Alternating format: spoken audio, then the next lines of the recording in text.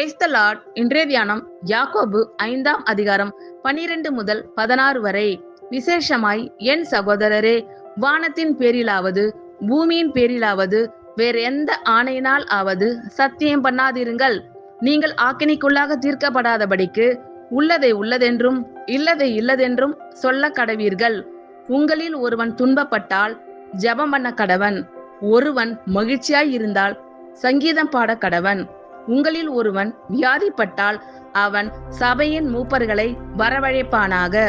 அவர்கள் கர்த்தருடைய நாமத்தினாலே அவனுக்கு எண்ணெய் பூசி அவனுக்காக ஜெபம் பண்ண கடவர்கள்.